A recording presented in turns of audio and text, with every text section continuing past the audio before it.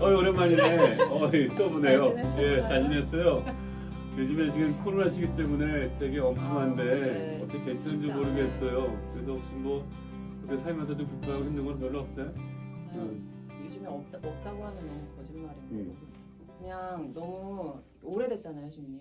그렇지, 벌써 1년 가까이 다 되죠. 1년이 꽉 찼는데 저도 이렇게 될 줄은 몰랐고 좀 변화가 많은데 요즘 좀 스트레스 받는 거는 이제 일상생활 하는 데에 그냥 늘 이용하던 것들에 제한이 많이 생겼잖아요. 좀 그렇죠. 조심해야 되고. 비대면이니까. 그것도 불편하지만 사실 그것 때문에 발생되는 문제들이 좀 많이 불편한 거 뭔가 어떤 거? 음식을 이제 저는 이제 독립해서 혼자 지내고 있어서 혼자 사 먹거나 하는 경우가 많은데 이제 포장을 해오거나 아니면 택배 이용률이 많아지다 그렇지. 보니까 이 쓰레기들 일회용 쓰레기들 늘어나는 것들 이런 것들 보면서 또 좀 하면 안 된다는 걸 아니까 좀 불편하기도 하고 요즘 택배 전 진짜 많이 이용하고 있어요. 맞아요. 저도 언젠가 택배하니까 떠오르는 게 있는데 한 번은 저기 뉴스를 바라보다가 좀 당혹스러운 적이 하나 있었어요. 그때가 이제 코로나가 한참 이겨가지고 그 뉴스상에서 보도되는 내용은 사실 어렵고 힘든 시기지만 비대면으로 해야 되기 때문에 오히려 직업이 늘어나는 것도 많이 있다. 일자리도 많이 그것 창출되고. 때문에 생긴 일자리들. 그렇죠. 그래서 주로 택배 기사를 많이 언급하더라고요. 그러면서 택배 기사에다가 배달한 장면이 나오고 그리고 그 택배 기사가 받은 물건을 받아보는 소비자를 이제 인터뷰한 것이 나왔는데 그 인터뷰하는 그 소비자가 너무 좋아하는 거예요. 새벽 4시 반에 이렇게 신선한 식재료를 내가 받을 수 있고 그리고 그것이 너무 좋다고 그리고 또 이거 많은 일자리를 늘려서 좋기도 하고 너무 좋아라 하는 그런 표현들이 나왔고 또 이것을 앵커가 그 이야기를 받아들이면서 참 비대면이지만 또 이런 좋은 곳이 생기기도 하네요 라고 긍정적으로 이야기하더라고요. 근데 저도 사실 이용을 해봐가지고 저는 근데 좀 이게 이렇게까지 새벽에 받아볼 일인가 좀 그런 생각이 들긴 했어요. 맞아요, 그거예요. 그래서 저도 깜짝 놀랐어요. 왜냐하면은 그러면 택배 기사는 몇 시에 언제 일을 시작해야 되고 그렇죠. 그리고 그 택배 기사가 그런 일을 하게 되면 하루의 일상이 괜찮을까? 제가 생각해도 밤엔 자고 낮에 일어나는 게 아침에 일어나는 게 맞고 낮에 일하는 게 맞는데 그럼 일상이 뒤집어진 그들의 삶에 대해서는 누가 또 건강은 괜찮을까? 여러 가지가 생각되면서 누군가는 편해지는 일들이지만 누군가는 돈이라는 가치 하나로 삶을 다 일상을 피폐해지게 되겠구나 라는 생각이 들었을 때 또 그것을 너무 또 좋아라 하고 앵커가 이렇게 브리핑을 했을 때 밝게 또 밝게 또 혹은 그걸 받는 사람이 그 택배 기사에 대한 뭐 고마움도 표현했겠지만 너무 신선한 식선한 식재료를 받았다고 너무 좋아하는 모습을 봤을 때 여기에 이 비춰진 그림의 또 다른 장면은 택배 기사의 삶은 없구나라는 것이 딱 들었을 때 너무 놀랐어요. 과연 이게 가능한 일인가? 이것을 우리가 좋다고 봐야 되는가? 그러면서 또 하나 떠오른 게 제가 이제 칠레에 오랫동안 선교 생활을 했는데 그런 외부에서는 사실은 식사 시간대가 정해져 있어요. 아침은 8시부터 9시 아니면 뭐 11시부터 1시까지 점심 그다음에 저녁은 뭐 6시 이후로 오세요. 그럼 우리 한국에는 어느 시간대 가도 밥을 다 해주잖아요. 그렇죠. 근데 거기는 그 9시 이후 11시 사이에 밥을 먹겠다가 안 해줘요. 거기는 그 식당분들이 그러면 쉬시는 시간인 건가요? 거의 그런 거예요. 그러니까 저는 가서 안 해주는 게 너무 이상했어요. 왜냐면 돈 버는 게 싫은가? 왜냐면 이 사람들은 왜 내가 밥을 먹겠다는 안 해주지? 근데 저는 그 뒷말이 되게 저의 뇌리를 좀 흔드는 말이었어요. 어떤 여기 종업원들 쉬어야죠. 또 쉬고 나서 오후 식사를 준비해야죠. 이 말을 들었을 때 한국엔 참 그렇죠. 참. 한국에는 돈 버는 일은 네, 네가 왜 안 맞아요. 하냐 따질 네, 수도 있고 아니 요즘엔 그래도 뭐 그런데 브레이크 타임 많이 생겨 많이 있긴 생기고 해요. 있죠. 네, 그렇죠. 그리고 가기 전에 이제 그런 것들을 확인하는 문화도 좀 생긴 생기고 것 있죠. 같은데 사실 불과 몇 년 전만 해도 그런 게 일상적이진 않았던 것 같아요. 그러니까 약간 돈을 낸다는 것이 약간 서비스를 산다? 그렇죠. 그런 기분이 들게 하는 방식으로 좀 사는 게 너무 당연해진 건 아닌가? 좀 그런 생각이 드네요. 그래요. 그래서 그런 면에서 우리가 일상 안에서 쉽게 생각하고 떠오르는 것들에 대한 그 가치의 기준이 무엇인가? 그걸 다시 한번 생각해 보게 되고, 그리고 그 칠레라는 나라가 우리보다 이렇게 못 사는 나라, 경제적으로 못 사는 나라고 좀 문화적으로 낙후된 나라라고 표현도 하고 있지만, 그럼 그게 과연 그게 맞는 말인가? 진짜 우리- 낙후된 게 무엇인가? 그렇지. 어떻게 보면 사람을 존중하고 사람을 이해하고 또 사람이 사람답게 살도록 서로가 배려하는 것도 또 다른 부분일 수 있는데, 그러면서 이 사회 구조 안에서 어떤 중심 가치가 우리를 어떤 삶으로 지향을 두게 하고 또 우리 그걸 너무 자연스럽게 살고 있는가, 이걸 한번 고민하게 되더라고요. 내가 결과적으로 이렇게 받아든 그 택배 하나, 물건 하나, 그렇죠. 이제 그 편의가 오기까지의 과정을 사실 아주 깊게 생각해 본 적은 없는 것 같아요. 솔직히 그렇죠. 말씀드리면. 저도 그 얘기 들었어요. 뭐냐면은 택배 기사가 이제 자기 증언을 한 부분인데, 자기가 가면은 물건만 본대요. 이제 왔구나. 그러면은 그치. 내가 왔구나가 아니라 물건이 왔구나고, 그리고 건네주고 받고도 그냥 들어간대요. 그 다음에 고맙다느니 이 시간에 와줘서 참 감사하다는 이런 표현은 없고요. 그러면 택배 기사가 참 너무 허하대요. 자기의 일에 대한 생각이 좀 많아지실 것 같은데요. 그렇죠. 그렇지만 또 그게 돈이 네, 되는 일자리니까. 또 그게 당연하지 않냐라고 생각하는 사람들도 있을 것 같기도 하고.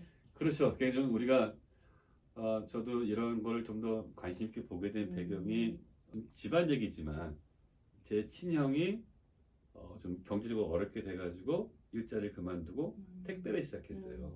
그러면서 그 택배를 1년 동안 하면서 그 어떤 노동이 있는지를 좀 잘 보게 됐어요. 건당 몇백 원을 받고, 그리고 그거는 부피와 무게에 관계없이 전해줘야 되고, 그것을 추석이나 명절 때는 하루에 130집 이상을 돌려야 된다는 거, 그리고 개인 사업 등록을 해서 유통회사에서 책임도 안 진다는 거. 네, 문제가 생기면 그렇죠. 자기 알아서 해야 기사님이 된다는 거. 책임지시더라고요. 그런 것을 다 알기 때문에 사실은 개인적으로 배달 음식을 시켜본 적도 사실 없어요. 택배는 시켜요. 근데 택배 시키지만은 그냥 내가 직접 할 수 있는 것들에 대해서는 오프라인을 이용을 해요. 왜냐면 그게 불편해서, 이게 뭘 시켜서 누군가가 내 편의를 대신해서 돈으로 나는 걸 환산해서 주고 그걸 이용한다는 자체가 좀 아닌 것 같아요. 근데 뭐 일반적으로 다 그럴 수는 없는 것 같아요. 근데 저는 여기서 한 가지, 우리가 신앙인이 사회를 바라보는 것, 그 사회가 어떠한 구조로 이루어져야 된다는 것, 그리고 그 사회가 어떠한 변화 속에 더 하나님께 나아간다는 거는 저 한번 생각해 보린 것 같아요. 근데 그런 분 생각해 본 적 있어요, 혹시? 어떤 뉴스를 접하거나 할 때 저도 이제 아까 시민님 말씀하셨던 그런 뭐 새벽에도 오는 그런 것들, 그리고 밤 늦게까지 켜져 있는 편의점 불, 이런 걸 보면 왜 이 시간까지 일을 해야 이 사회가 돌아가는 걸까라는 생각을 하는 것 같아요. 그리고 그게 사실은 코로나 이후에 9시 이제 셧다운 되면서 더 심해졌죠. 네, 근데 살아가는 데에 물론 코로나 때문에 생긴 어려움이 있지만 원래 이렇게 살아야지 맞는 게 아닐까라는 좀 모순된 생각이 들기도 했었거든요. 예. 그러니까 밤이 되면 가정으로 돌아가고 쉬고, 뭔가 그런 구조들, 그 전에 너무 당연하게 여겼던 것들이어서 좀 그런 게 좀 이질적으로 다가오기도 했던 것 같아요. 그래서 저는 그런 부분에서 제가 왜 그런 일들에 당혹스러움을 느꼈을까, 그 근거는 무엇일까, 이렇게 자기 자신을 좀 돌아봤을 때, 저는 거기에 우리가 좀, 우리 교황님께서 말씀하신 분도 있지만 그 신앙 센스라는 거를 좀 이렇게 좀 설명하고 싶어요.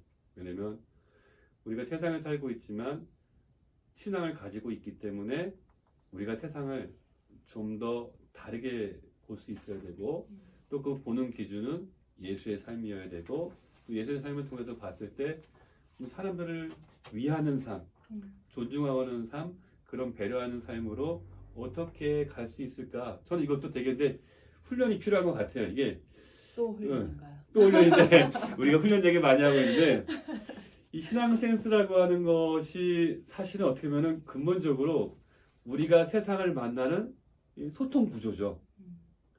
사실 그런 우리가 세상을 만나는 가운데 그 소통 구조인 신앙 센스라고 하는 그런 소통에 대한 방법이 없으면 저희는 신앙인이고 아닌 것의 차별은 별로 의미가 없어지죠.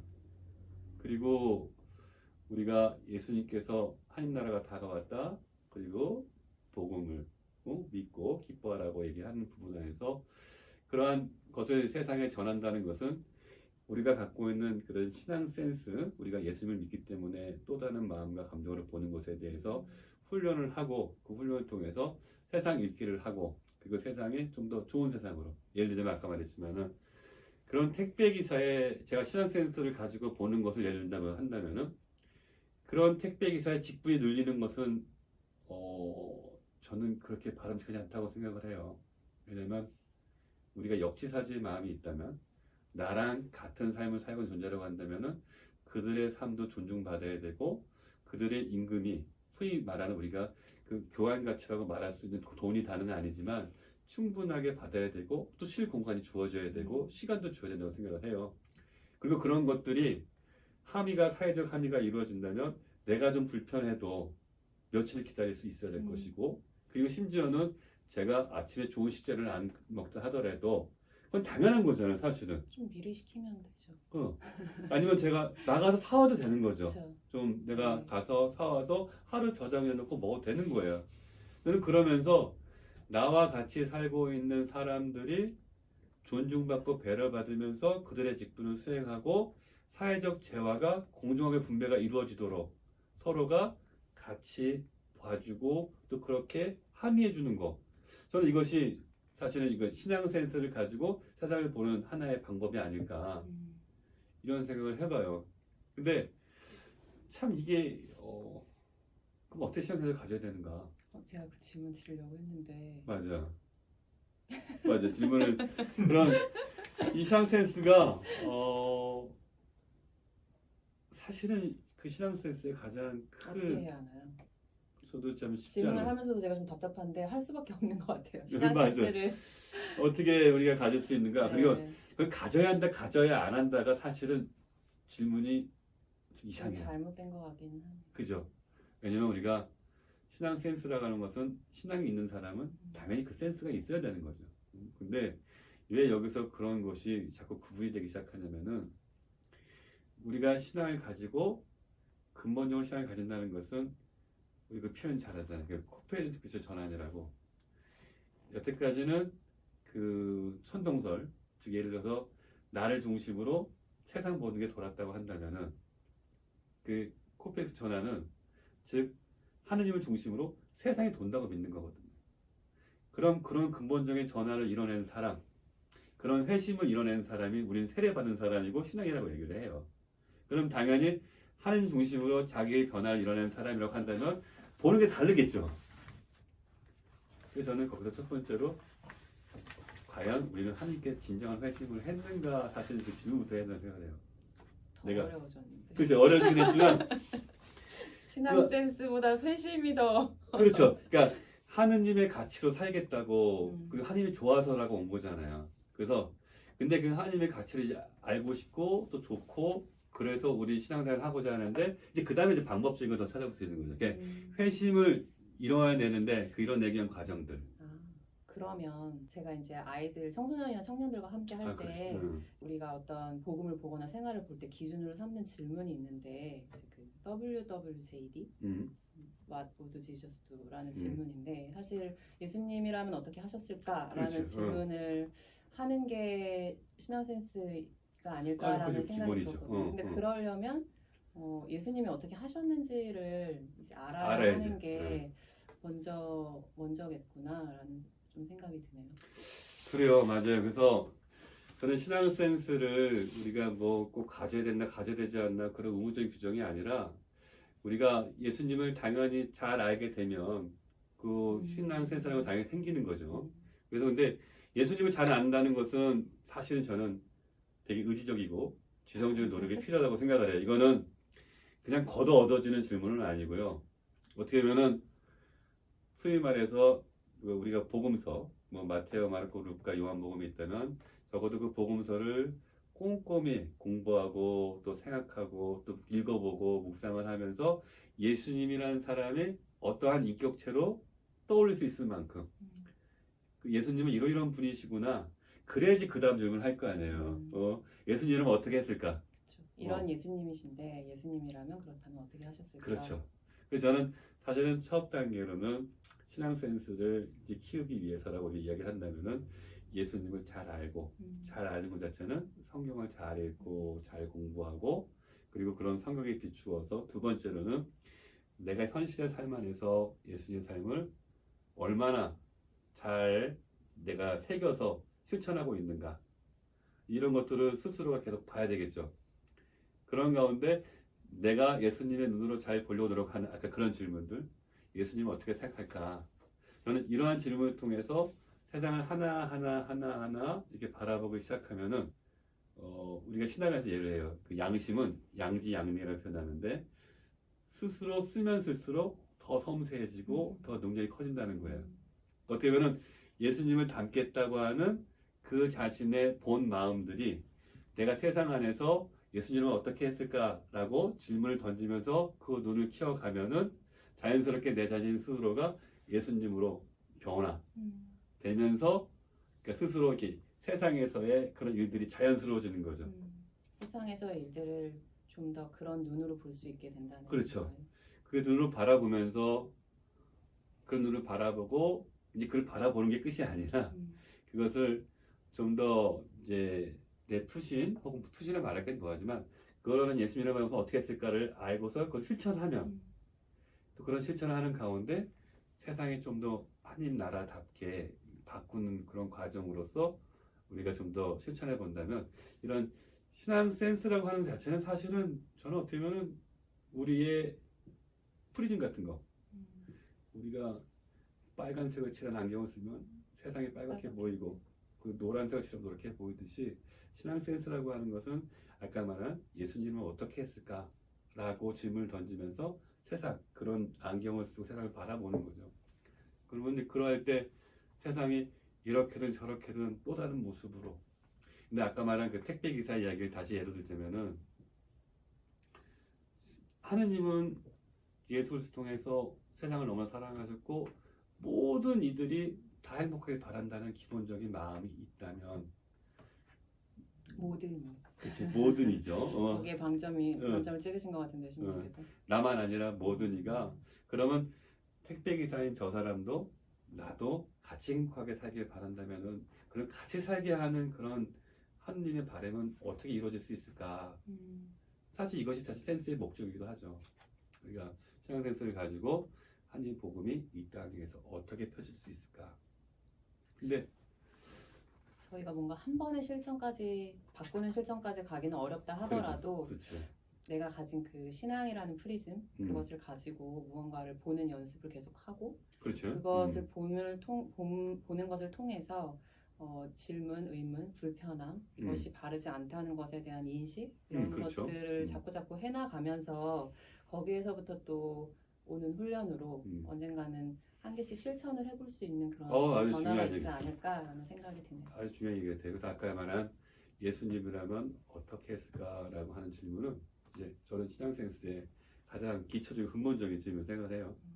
그래서 그것이 된다면 자꾸 훈련 연습이 된다 그러면은 아마도 좀 이렇게 우리가 말하는 측은지심 예수님이 사람들을 바라볼 때 그 뭐 한 예를 들었지만은 특히 과부의 헌금 어떤 사람은 부유한 옷을 입고 아주 부유한 얼굴로 많은 돈을 성전에서 기부했고 아주 그 소위 말해서 아주 남루한 옷을 입고 그리고 되게 수척해진 얼굴로 한 과부가 동전한 집을 같이 기부했을 때 예수님께서는 그 과부의 헌금을 그 아주 화려하고 멋진 돈 많은 사람보다 더 냈다고 하는 것들이 저는 되게 그 신앙 센스에 있어서 예수님의 시각이 아닐까.